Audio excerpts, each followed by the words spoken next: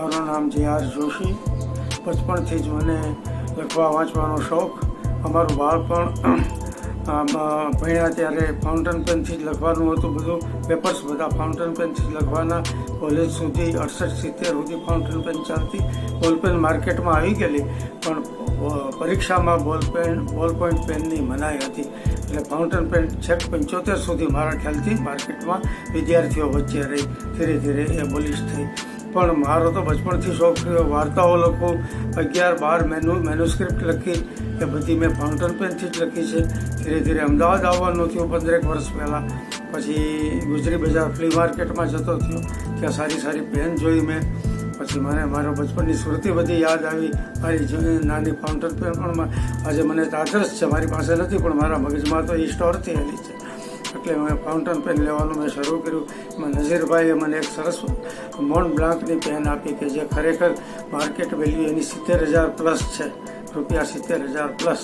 Mont બ્લાન્કની કેટલીક ખાસિયતો છે કે એની નીબ આવે છે એ ગોલ્ડ પ્લેટેડ હોય છે, 14 કેરેટ ગોલ્ડ, અને એની ઉપર 4810નો માર્કો હોય છે. મોન્ટ બ્લાન્ક એ એક આલ્પ્સના શિખરનું નામ છે, અને એની હાઇટ છે 4810 મીટર, 4810 મીટર ઊંચું એ શિખર છે. એટલે એની ઉપરથી એ લોકોએ સૂચન કર્યું છે, અને 4810 દરેક નીબ ઉપર હોય છે. પ્લસ આનો લોગો બનાવ્યો છે એમણે.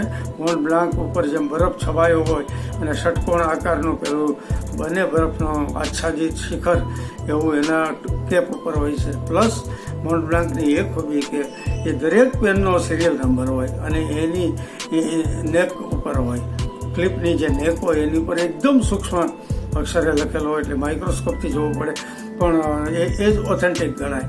અને એને તો ઘણા ટેસ્ટ છે કે ઓથેન્ટિક છે કે નહીં, કારણ કે માણસ 70,000 રૂપિયા ખર્ચતો હોય કે એનાથી વધારે ખર્ચતો હોય, ત્યારે એ એકદમ ઓથેન્ટિક વસ્તુ હોવી જોઈએ. અને એના ટેસ્ટ ઘણા છે, પણ એ તો હાથમાં આવે અનુભવીને એટલે તરત જ ખ્યાલ આવી જાય. લખવામાં પણ એટલી સ્મૂથ. એમાંય જર્મન શાહી જો તમારી પાસે હોય ઓરિજિનલ મોન્ટ બ્લાન્કની, તો એની તો વાત જ અલગ છે. પણ આપણે કેમલિનની શાહીથી હું ચલાવું છું. શાહીના ખડિયાઓ લઈ રાખેલા છે, કારણ કે શાહી શોધવા માટે દૂર દૂર જવું પડે. આ મોન્ટ બ્લાન્કની તો કેટલી ખૂબીઓ છે, અને 100, 150, 125 વર્ષ જૂની કંપની છે. જર્મન કંપની, હેમ્બુર્ગમાં શરૂ થઈ. મારી પાસે અત્યારે 2 પેન છે.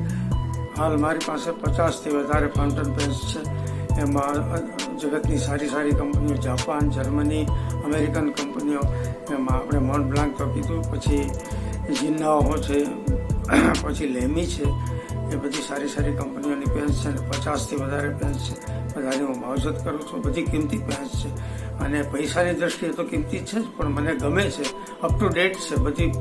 શાહી પૂરો એટલે તરત જ ચાલુ થાય એવી, એમાં કોઈ આઉટડેટેડ કે ડેમેજ થયેલી નથી. બધું બરાબર ચાલે છે.